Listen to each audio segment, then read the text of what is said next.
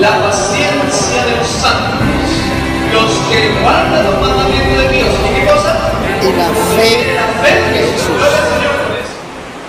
Muy buenos días, que el Señor les bendiga. Nos reunimos nuevamente otro sábado más para adorar. Estamos adorando el nombre de nuestro Dios conforme al cuarto mandamiento, que el Señor nos lo dejó para acordarnos de esta creación y esta redención que al cielo le ha costado mucho. Para nosotros es gratis, pero al cielo le ha costado enormemente. También damos la bienvenida a nuestros hermanos de internet que nos escuchan en distintos países a través de las redes sociales, y agradecer también a los hermanos que comparten estos materiales en las distintas plataformas. Si puede prender la luz, Jaime. Sí.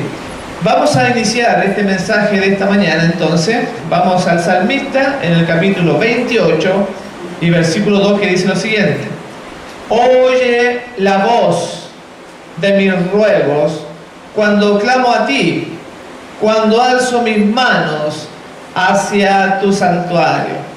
Qué hermoso que el Señor dejó una esperanza en la tribulación, en los sufrimientos, y nos insta a ir al santuario, a la casa de Dios.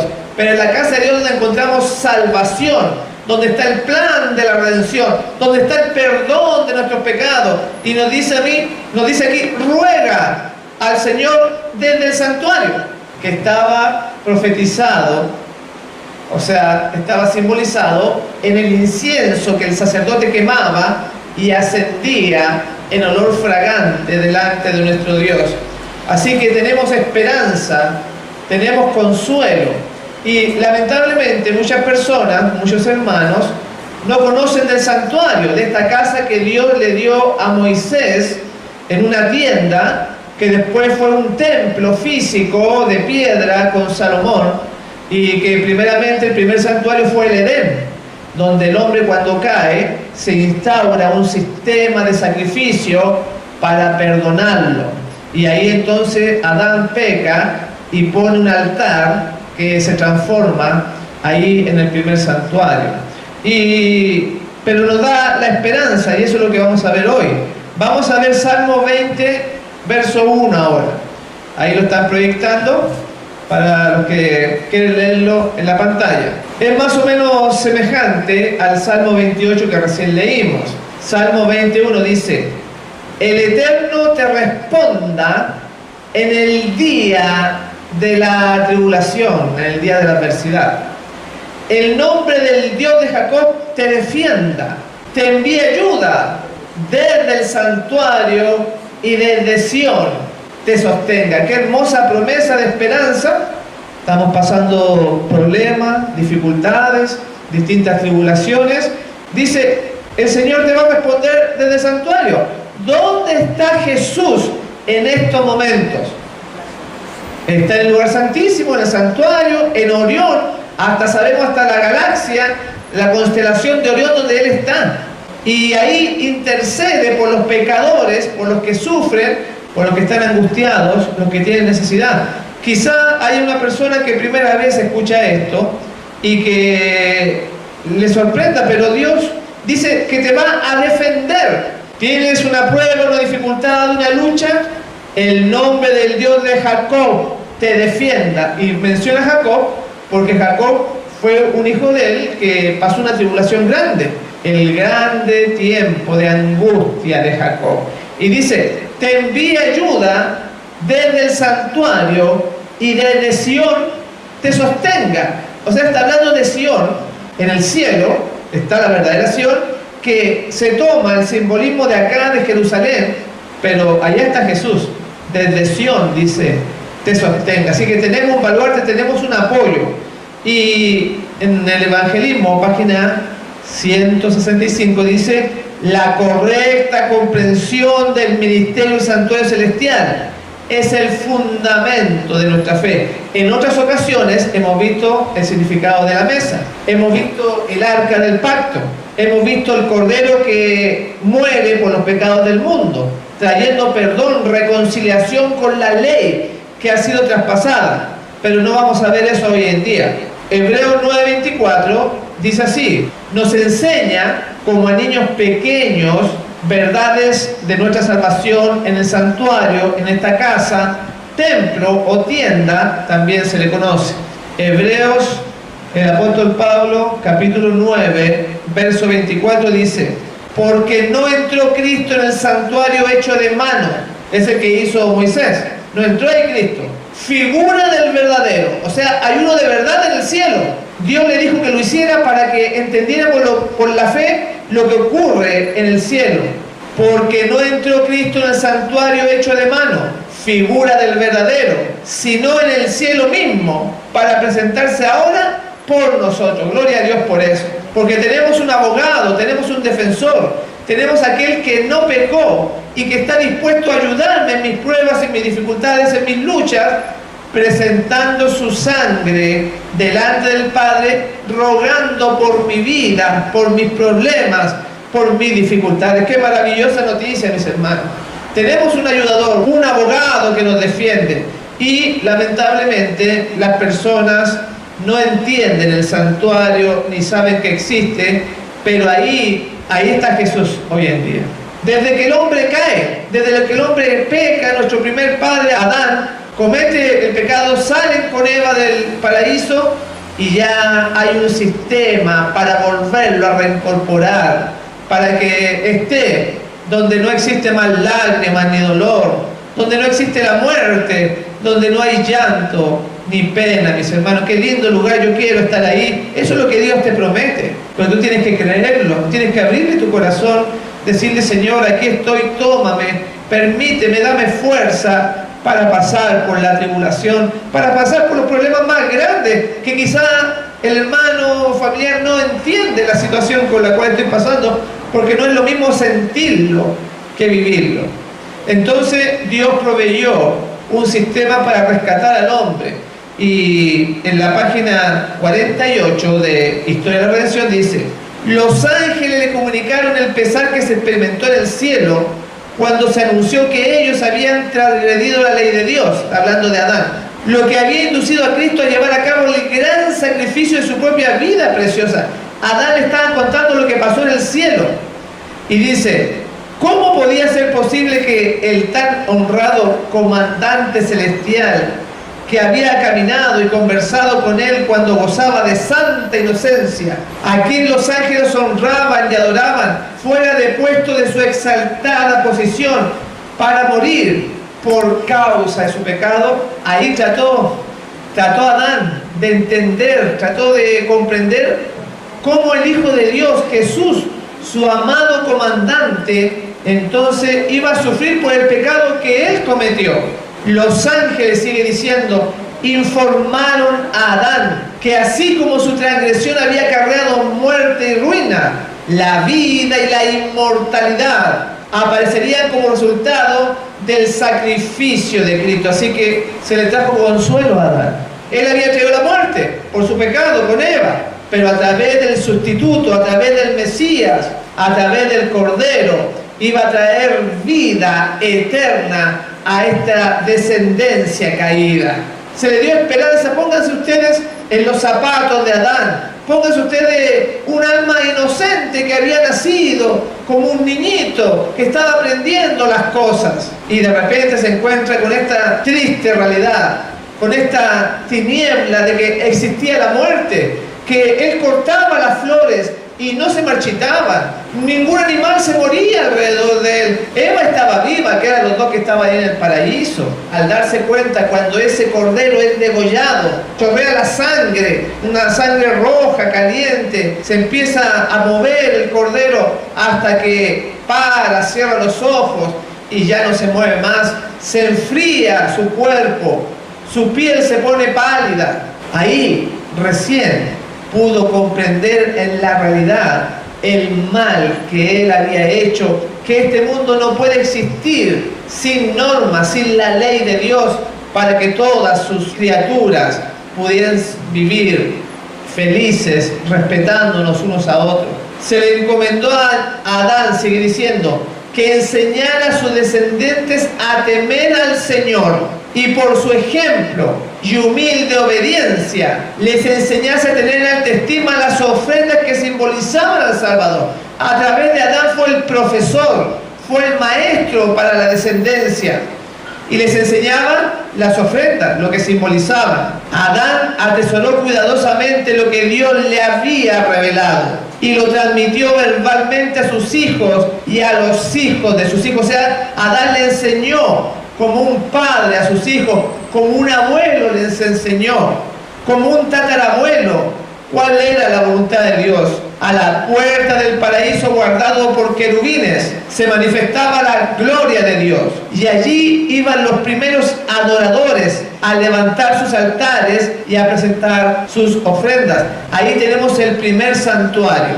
Y después dice, en los sacrificios ofrecidos en cada altar se veía al Redentor. Con la nube de incienso se elevaba de cada corazón contrito, cada corazón triste, la oración de que Dios aceptará sus ofrendas como una muestra de fe en el Salvador venidero. Desde que el hombre cae, desde que Adán cae, Dios dejó un plan maravilloso para las tristezas, para el corazón contrito. Se llevaba el sacrificio, el cordero, se quemaba el incienso, que eran las oraciones de ese pecador que estaba sufriendo, que estaba en tribulación, y llegaba delante de la presencia de Dios revestido con la sangre del cordero.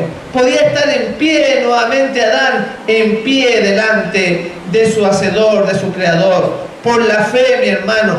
Y qué cosa más maravillosa es estar delante de Dios. ¿Cómo será estar delante de la presencia del que es todo bien, del que es todo justicia, del que es todo amor, que tiene una luz potente, admirable, que el pecado no puede soportar? ¿Cómo será estar delante de Él, donde los ángeles cantan día y de noche, que lo alaban, que no se cansan en alabanza, porque conocen las portentosas obras de ese a quien del cual están alabando? Entonces, Dios no dejó solo a esta raza, no dejó solo a Adán y Eva, no nos ha dejado solo a nosotros en las angustias, aunque pareciera que la mano, como decía el pastor Andrews, sigo tomando de la mano de Dios cuando se le murieron sus hijos, cuando tuvo problemas allá en Basilea, en Europa. Dice, todavía estoy tomado de la mano de Dios, pero siento como la mano helada, como la mano congelada de tanto dolor que he estado pasando. Pero estaba tomado de Dios. El enemigo, mis hermanos, lo que quiere es hacernos caer de nuestra fe.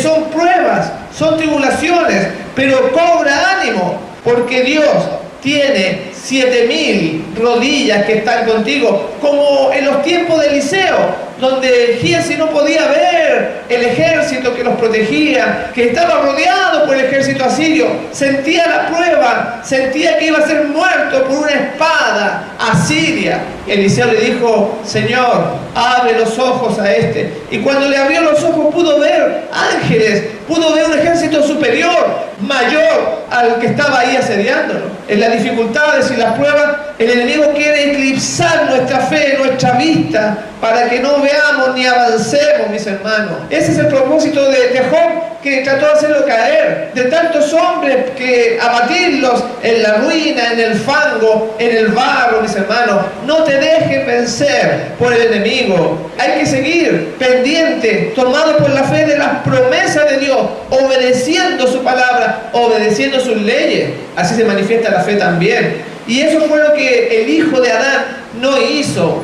Caín, como el primer representante, como el primer asesino de esta raza humana, sale en Génesis 4, versos 3 y 5, hablando acerca de Caín. Capítulo 4 de Génesis, versículo 3 al 5, que dice así: y aconteció, andando el tiempo, que Caín trajo del fruto de la tierra una ofrenda a Jehová. Estaba obedeciendo, estaba poniendo fe en ese sacrificio, en ese cordero del Salvador venidero. No, estaba adorando a Dios como a él le parecía. Por eso dice: aconteció, andando el tiempo, que Caín trajo del fruto de la tierra una ofrenda a Jehová. Porque ahí se estaba manifestando la rebeldía, mi hermano. Se estaba manifestando la falta de fe, la falta de confianza en este Dios que lo había creado. Muchas veces le echaba la culpa a Adán por estar ahí fuera del paraíso, un hijo rebelde, un hijo que no sentía amor por su padre, por Dios. Y entonces vino a la iglesia, trajo adoración, pero la rebeldía lo llevó: yo adoro a Dios como a mí me parece, como dice tanta gente. Y sigue diciendo: y Abel, ahora el contraste, la otra cara de la moneda, y Abel trajo también de los primogénitos de sus ovejas, de los más gordos de ella. Y miró Jehová con agrado a Abel y su ofrenda, pero no miró con agrado a Caín y a la ofrenda suya. ¿Por qué no miró con agrado? Primeramente porque estaba en rebelión. En segundo, la fruta, la verdura, no representaba al Mesías, que lo iba a perdonar, que iba a morir por el pecado de la raza humana. Él no creía, entonces puso su fe en las obras humanas. ¿Cuántas veces tratamos de solucionar las cosas en forma humana? A mí me parece que es así, yo creo que es así, y se violan los mandamientos, los estatutos, toda la Biblia, este libro, porque el hombre sale con su razonamiento mundano, una mente eclipsada, que por la cultura, los colegios, la política, la televisión, el vecino y cuánta cosa, tenemos una mente distorsionada, distinta a la mente que Dios quiere que tengamos, que confía como el Hijo de Dios plenamente en su Padre. Ante cualquier circunstancia estaba lo que la Biblia nos dice: la fe de Jesús. ¿La fe de Jesús cuál es? ¿Cuál era? Aquí está la paciencia de los santos, los que guardan los mandamientos de Dios tienen la fe de Jesús. Se nos enseña a guardar cosas, pero ¿y la fe de Jesús cuál es? La fe de Jesús es que ante cualquier tribulación, falta de dinero, enfermedad, problema familiar que tú tengas, la fe de Jesús es que Dios va a permitir una puerta de salida ante cualquier tribulación que pueda estar pasando. Y es ahí donde el hombre cae. El hombre dice: no, no puedo, porque lleva la vida solo. La Biblia la ve como una teoría, como un libro, como una universidad. No la ve en la vida, en la experiencia práctica real. Lo mismo pasó con Caín. No creyó que representaba al Salvador, que poniendo fe en ese sacrificio, un cordero, lo iba a perdonar el Señor, lo iba a salvar. No, él trajo otra cosa. En Conflicto y Valor, en la página 24 dice: en la ofrenda de Abel, porque Abel trajo el primogénito, en la ofrenda de Abel descendió fuego del cielo y consumió la víctima. Pero Caín, desobedeciendo el directo y expreso mandamiento del Señor, presentó solo una ofrenda de frutos. No hubo señal del cielo de que este sacrificio fuera aceptado. Cuando se ejerce la fe, cuando se ejerce la confianza ante la tribulación,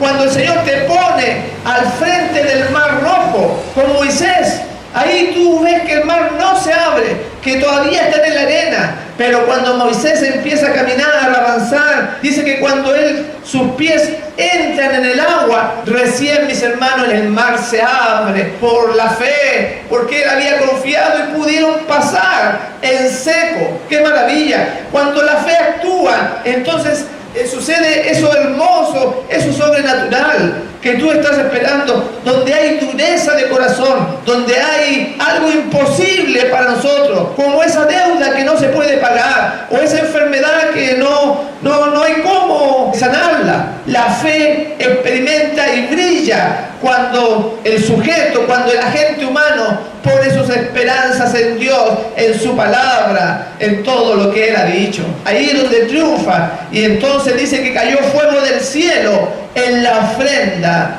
de Abel. Así como cuando Salomón hizo el templo, había terminado, lo había hecho todo correcto, los sacerdotes, las construcciones de acuerdo a las medidas, las mesas, el candelabro, este santuario del cual estamos conversando. Entonces dice que cuando terminó y él oró, cayó fuego del cielo y encendió el altar. No había fuego extraño, no había una cosa mundana mezclada, lo que es la santidad con el mundo. Muchas veces nuestra fe en este Hijo de Dios es un fuego extraño, una mezcla de mundanalidad y de fe y de espiritualidad. Es una mezcla. Obviamente cuando viene la aflicción, viene el fuego, la controversia, la tribulación, entonces ahí se muestra de qué estamos hechos. Ahí se ve si acaso somos rebeldes o no somos rebeldes como Caín. Es una pena, pero así son las cosas, mis hermanos. Conflicto y valor, página 25 dice: Caín y Abel, escuchen bien, Caín y Abel representan dos clases de personas, solamente dos clases de personas que existirán en el mundo hasta el fin del tiempo. Una clase se acoge al sacrificio indicado, la otra se aventura a depender de sus propios méritos, su propio razonamiento, su propia forma de servir a Dios. Y es por eso que se cae, por eso que hay tropiezo, falta de fe, porque están en el mundo estos dos adoradores, uno representado por Abel y otro representado por Caín. Se aventura a depender de su mente, de arreglar las cosas como a él le parece, dejando a un lado la palabra de Dios. La otra vez una hermanita que vino de visita me preguntaba así: pastor, hay una persona que no le queda nada a la Biblia grabada, la lee y no entiende nada. Me dijo, ¿sería bueno hacerle dibujitos, hacerle otra cosa para que su mente pudiera asimilar la palabra de Dios? Yo le dije, bueno, lo que uno tiene que hacer es seguir lo que dice la Biblia. ¿No entiende? Pídale a Dios sabiduría y el Señor le va a dar sabiduría abundantemente. No podemos nosotros irnos separados de este camino que nos muestra la Biblia. Es un ejemplo. Es un ejemplo, porque el que no entiende, pídele a Dios sabiduría y Él la va a dar rica y abundantemente, pero hay que tener fe. Y eso es lo que la gente, como Caín, no tuvo fe. En todas las cosas, en los trabajos, en los proyectos, en los estudios que se pueden realizar, en los planes. La ofrenda de Caín no expresaba fe en el Salvador futuro. Para nosotros, ese Salvador ya vino, ya vimos su vida, ya podemos apreciarlo mucho mejor. Tenemos el registro bíblico, pero el corazón, mis hermanos, el corazón, pidámosle a Dios que nos cambie el corazón porque está todo dado. Pero este corazón de piedra es el que no recibe su consejo. Por eso que el Señor no pudo haber encontrado un material mejor para escribir los 10 mandamientos. Quizás pudo haberlo hecho en madera o en papel, escribirlo, pero no, lo hizo en piedra, simbolizando que Él, con su poder, escribe su ley en los corazones duros de los incrédulos como Caín, mis hermanos. Nuestro corazón es el problema, es muy duro. Tenemos que pedirle al Señor un corazón de carne, un corazón nuevo, una vida nueva, un hombre nuevo, una mujer nueva, para gloria a su santo nombre. Ya existen ya, en todas partes, en todos los países, hombres fieles, hombres de fe, hombres que sumisos, que reflejan el carácter de Cristo. Son pocos, pero aunque hubiera uno, por ese uno el Señor va a venir. Pero no va a ser uno, van a ser 144.000, va a ser una multitud.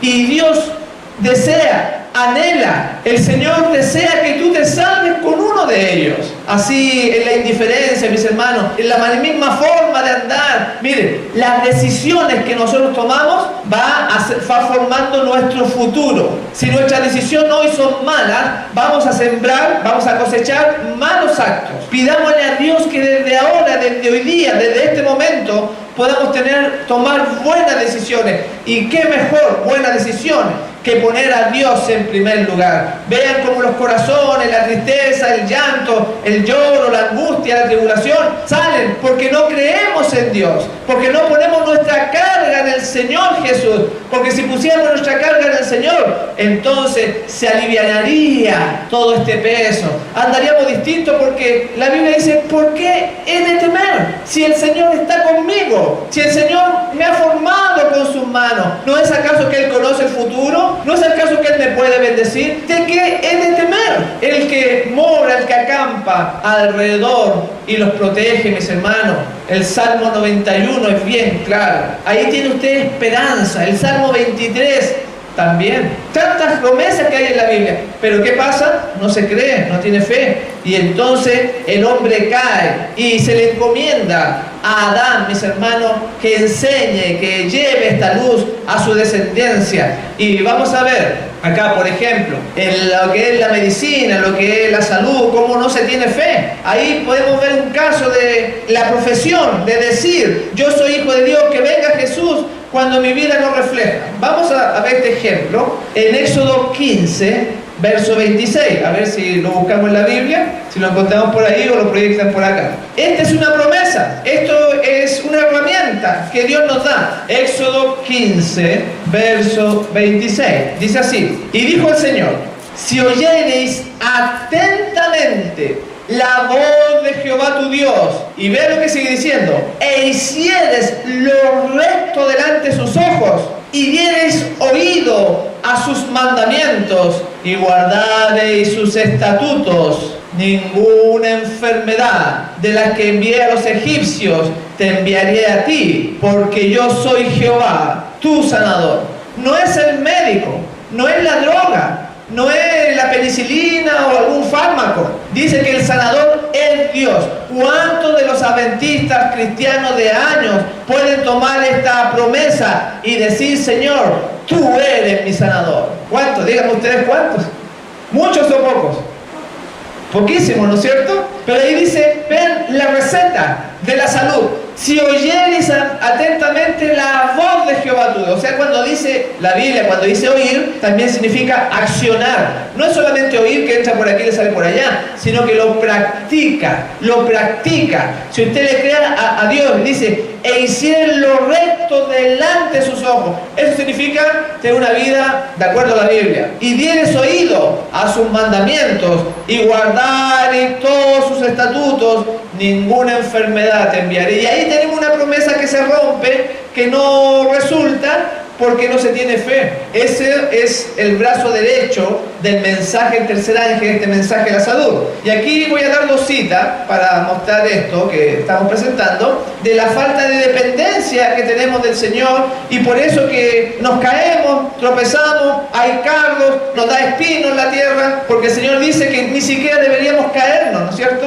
Todo eso, porque no será quebrado hueso tuyo también, que no debería quebrarse ningún hueso de uno. Son promesas que no se cumplen. No porque Dios haya fallado, es porque el hombre no las cree. Vean con respecto a la reforma por salud, dice: me fue presentada, y esto es muy importante. ¿Por qué Dios dejó esta reforma por salud? Porque el enemigo, mis hermanos, recién dijimos, trata de hacer decaer la fe de cada uno de nosotros con distintos obstáculos, pero a través de la salud quiere eliminar la raza del mundo, que se extinga este género humano y todos mueran. Y aquí vamos a mostrar algo que más o menos dice lo mismo. Vean, el actual debilitamiento de la familia humana. Cada generación se ha estado debilitando más, y la enfermedad, bajo todas sus formas, aflige la especie humana. Miles de pobres mortales con cuerpos enfermizos, deformados, con nervios destrozados y mentes sombrías, arrastran una mísera existencia.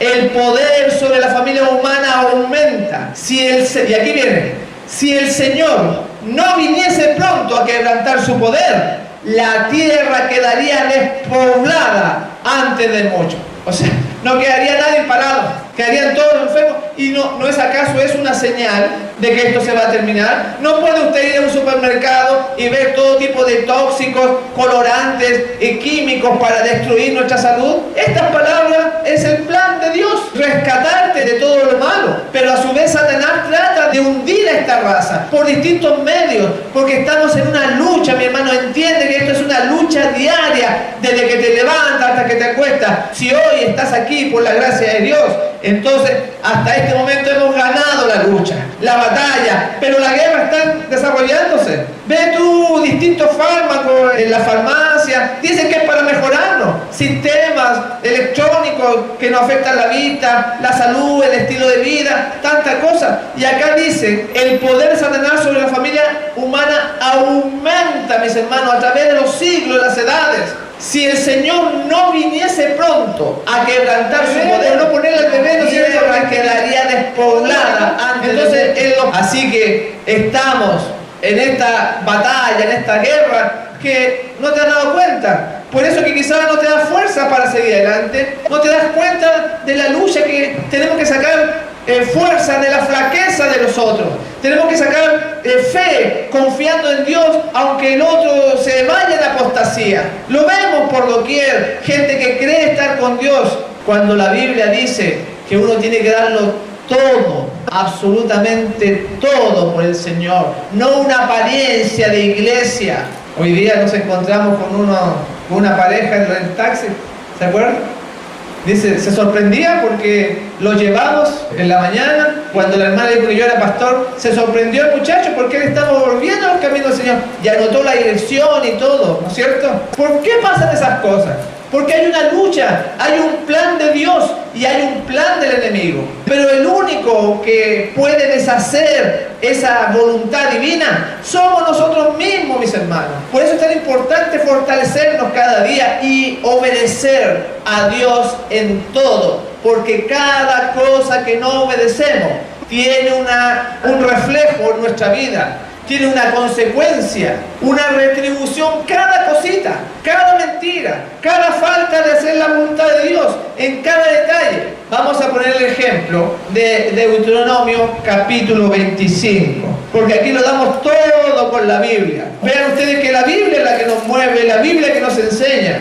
Deuteronomio 25 va a poner el caso de la familia, de cuando no se tiene hijos, de esta ley de Dios que ha sido pisoteada cada día. Dice Deuteronomio 25:5, dice, cuando dos hermanos habitan juntos y uno de ellos muere y no tiene hijo, la mujer del fallecido no se casará fuera de la familia con un extraño. Esto que estoy leyendo es la ley de Dios, porque la ley de Dios no son solamente los 10 mandamientos, es todo lo que la Biblia nos muestra. El cuñado, sigue diciendo, el cuñado se allegará a ella y la tomará para sí como mujer y cumplirá con ella su deber de cuñado. O sea, aquí los cuñados tienen una parte, es un ejemplo. El que estoy mostrando es un ejemplo de cuando se muere el esposo y no queda con descendencia. Entonces, la ley dice eso, que tiene que levantarle descendencia el pariente más cercano.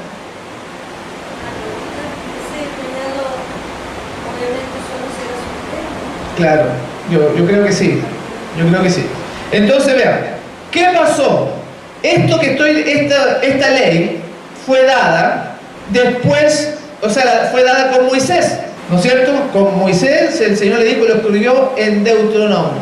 Pero esta ley ya venía desde Adán y Eva, esta ley que Dios les enseñaba a Adán y que la transmitía a sus hijos.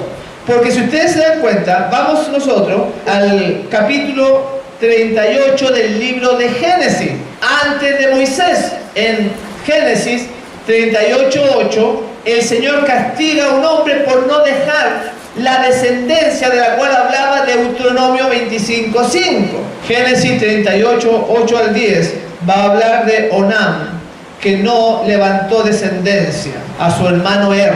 Estamos mostrándolo con la Biblia, porque yo sé que muchos hermanos se asustan, se exaltan, se asombran, porque jamás han escuchado estas cosas. Pero está en la Biblia, véanlo. Génesis 38, del 8 al 10. Antes de Moisés.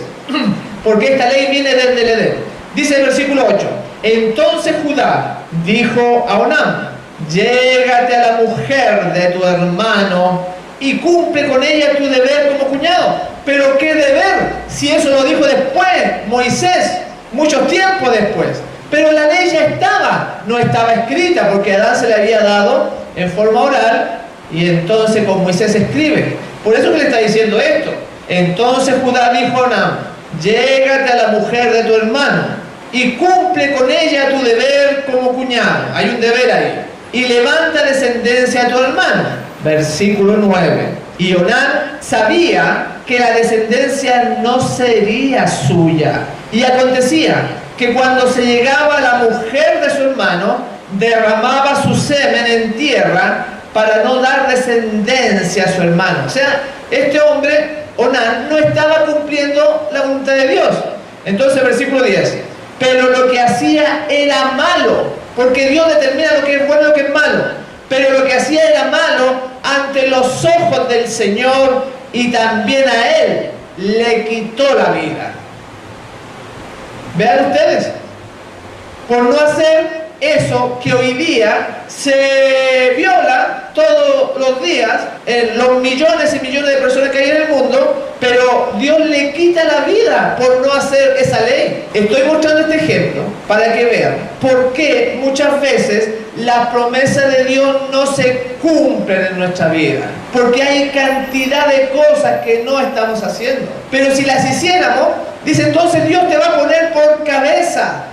Bendito serás en tu entrar, bendito serás en tu salir, te va a ir bien en todo proyecto que pongan tus manos, y vas a hacer bendición a los que te rodean. Y entonces, ¿por qué en vez de bendición hay tribulación? Es porque no estamos haciendo la voluntad de Dios. Primer paso, estudiemos la Biblia, oremos al Señor que nos dé la fuerza, la sabiduría para ponerla en práctica. Puse el caso de la enfermedad porque eso nos toca, ¿no? El enemigo le dijo al Señor, piel por piel, toca su piel, le dijo a Job, y vas a ver que en ese instante Él va a blasfemar de tu nombre, porque no pueden tocar las cosas, los muebles, la casa, el auto. Hay personas que no se inmutan por eso, claro, hay otras que la llevan en el corazón, pero tócale su salud, tócale con una enfermedad, y vas a ver cómo va a blasfemar en tu misma presencia. Y eso es lo que el plan del enemigo a través del tiempo, que cada uno de nosotros blasfememos, baje la fe y entonces renegamos de Dios. Es el plan. Tienes que saberlo para darte cuenta del objetivo del enemigo, que a lo mejor estás cayendo tú en su voluntad del enemigo, sin darte cuenta. Por eso dice el Señor Jesús, aférrate por la fe de estas promesas. Voy a seguir el último ejemplo que había puesto, que eran 2 citas de los enfermos, porque también no se sana la gente, pero es un ejemplo. Puede ponerlo en todo aspecto de la vida, por qué no le va bien, por qué no tiene dinero, por qué no tiene una casa, qué sé yo, tantas circunstancias. Dice, Consejo sobre el régimen alimenticio, página 480, dice así: ¿estás enfermo y quieres oración? Entre los adventistas hay algunos que no prestarán oído a la luz que les fue dada con respecto a este asunto. Hacen de la carne parte de su régimen y son aquejados por la enfermedad. Mientras están enfermos, sufren como resultado de su propia conducta errónea. Y esa es la clave. Sufrimos por el resultado de nuestra conducta. Malas decisiones, mala siega, mala cosecha.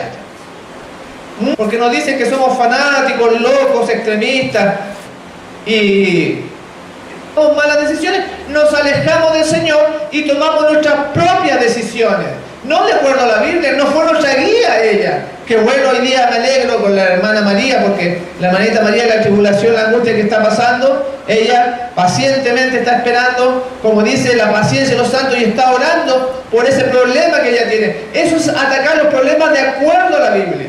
Claro, tenemos que tener fortaleza, porque en la dificultad es duro, pero por algo que el Señor pasó una tribulación mayor, hasta la sangre le chorreaba, lo hirieron, lo golpearon, lo traspasaron. Entonces, ¿por qué Dios permitió eso? Porque así Él nos entiende, nos da la seguridad de que nos entiende el dolor que podamos estar pasando. Por eso que nuestro abogado, nuestro defensor que nos entiende, tomó esta naturaleza a semejanza de pecado, dice, con la herencia que traía de María, traía de Rahab, la ramera, de Ruth, la moabita, de los reyes malos y los reyes buenos de Israel. Era como nosotros en ese sentido, pero venció y se mantuvo, el diablo no lo pudo echar abajo. Por eso que esta cita nos muestra el ejemplo de la carne, pero pueden ser otras cosas. Dice que son los resultados de nuestros propios actos. Mientras están enfermos, sufren como resultado de su propia conducta errónea. y aquí viene la parte interesante, y piden oraciones de parte de los siervos de Dios. Miren qué interesante. Piden que la gente ore por ellos, pero la fe verdadera es la que cumple con las condiciones que el cielo establece. Porque si no cumplimos con las condiciones de la obediencia, es una presunción, es una falsa fe. Entonces vean lo que dice acá, para que entiendan la idea. Dice, mientras están enfermos sufren como resultado de su propia conducta errónea y piden oraciones de parte de los siervos de Dios. Pero, ¿cómo puede el Señor actuar en favor de ellos cuando no están dispuestos a hacer su voluntad? ¿Cómo el Señor les va a responder si ellos no quieren hacer la voluntad de Dios? Vean ustedes ahora que hay una hermana aquí con problemas. Debíamos nosotros buscar a Dios en primer lugar. Por eso que no hay respuesta. Dice, pero ¿cómo puede el Señor actuar en favor de ellos cuando no están dispuestos a hacer su voluntad? Cuando rehúsan prestar atención a la instrucción divina con respecto, en este caso, a la reforma por salud, pero puede ser con respecto a cualquier cosa de la vida cotidiana, no solamente puede ser la enfermedad. Entonces, mis hermanos, debemos volver a poner la vista en Jesús. Las profecías son buenas, los acontecimientos finales son buenos, pero falta esa fuerza para continuar en el camino, para seguir adelante, para poner la otra mejilla ante las distintas circunstancias. Una renovación interior, y eso se logra solamente con la palabra del Señor. Vamos a ver aquí una diapositiva de un ejemplo que fue mundial, cuando vino este pinchazo babilónico, que no puedo decir ni el nombre porque la censura del Gran Hermano me sacan inmediatamente del aire. Pero ustedes entienden cuando vino el tiempo que se ponían acá en el hombro, ¿no es cierto? Ustedes entienden. Tengo que usar ese lenguaje. Y aquí hay una foto porque nos pusieron un tapabocas según ellos, para protegernos de esta peste babilónica, del pinchazo babilónico. Pero hay países, por ejemplo, que igual le afectó, la tercera, en países como Pakistán, como Irán, como Turquía, como Arabia, que ellos tienen como tradición, retrocede por favor, las mujeres tienen como tradición cubrirse la cara, pero sin embargo, los casos de esto, en Pakistán, en Irán, en Turquía, en Arabia, en distintos países, los afectó igual. ¿Cómo ustedes piensen un poquito? Dice ahí la diapositiva.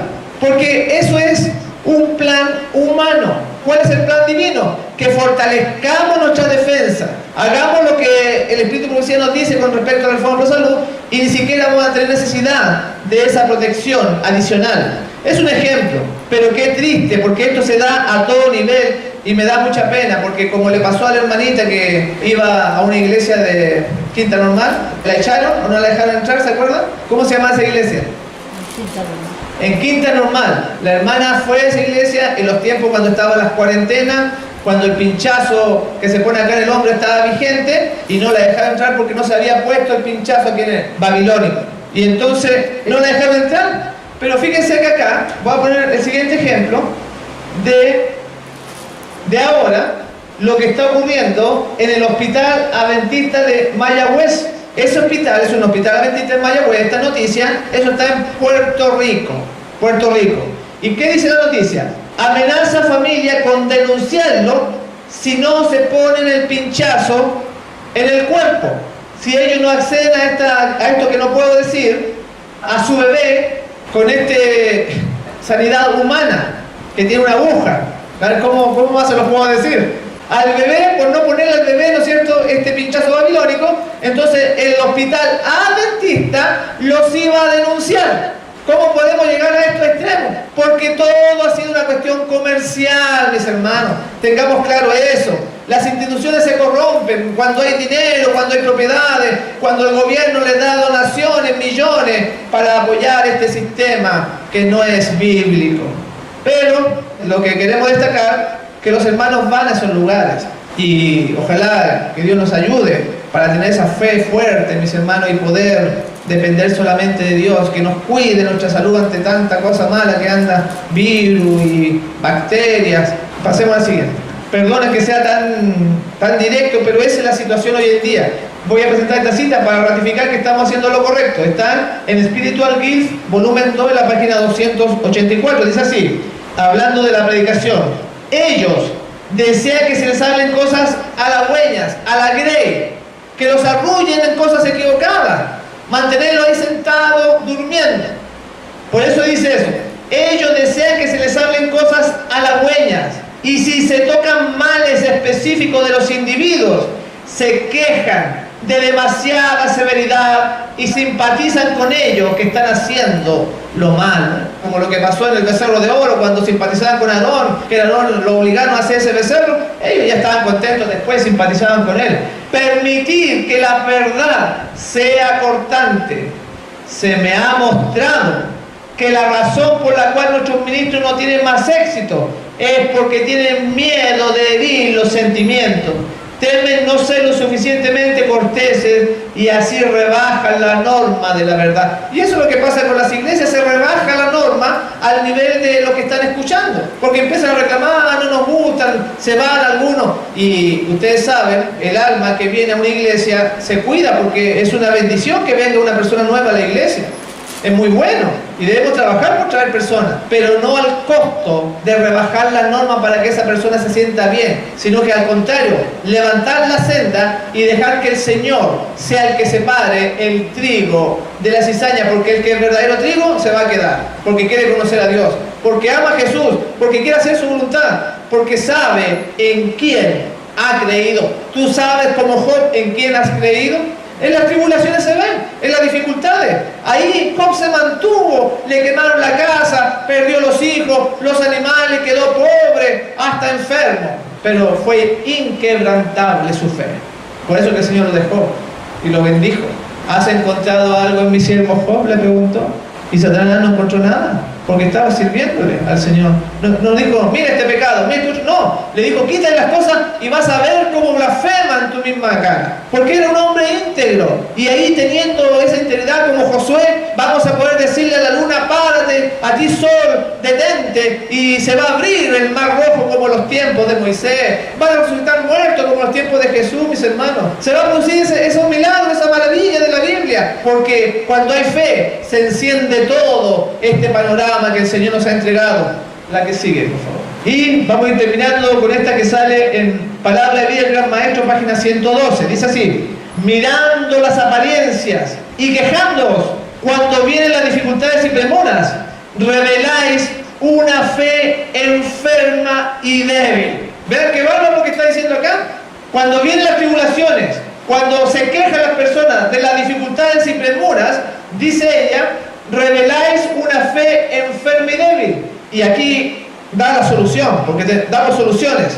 Hablar y obrar como si vuestra fe fuera invencible. Gloria al Señor por eso. ¡Qué maravilla! Creyéndolo antes de que suceda como Noé, que vio el diluvio cuando empezó a construir el arca, entonces por la fe empezó a construirlo. Sabía que venía, tenía fe. Si tú crees de antemano, entonces vas a estar cumpliendo esta promesa: hablar y obrar como si vuestra fe fuera invencible, y ahí se manifiesta, se ilumina, crece esta maravilla que es la fe, mis hermanos.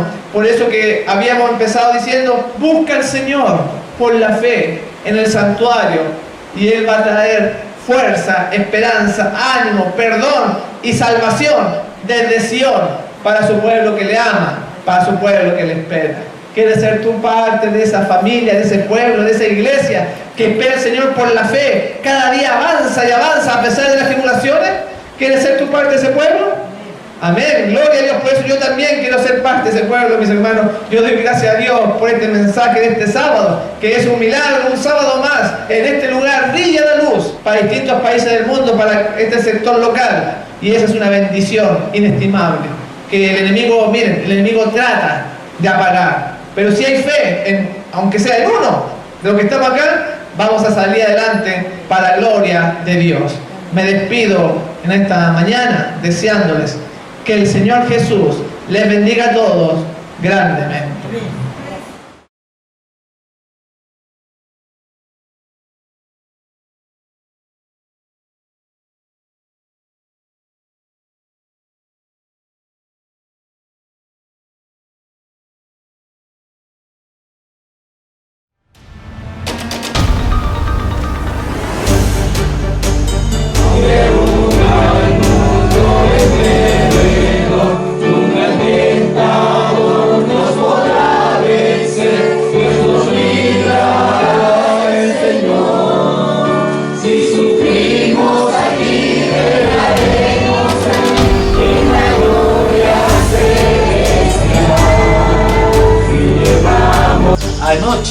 tuvimos una reunión y estuvimos pillándonos en algunas cosas los hermanos, así que espero que estén atentos.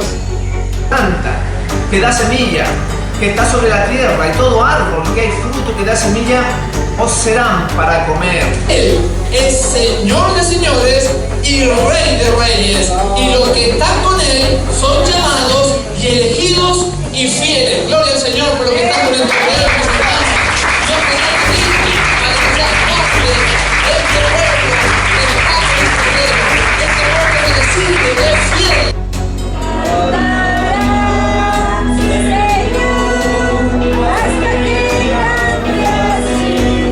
Cristo vuelve, aleluya, aleluya, amén, aleluya. Bienvenida al pastor y médico misionero Marco Pozo, que viene desde Chile. Ha estado en diferentes países, como en África, Asia y Europa. Muy contento de estar acá con ustedes compartiendo. ¿Cómo se llama el sector que es medio raro para mí? Simultáneo. El hermano, el dolor de espalda también le puede ayudar. La artrosis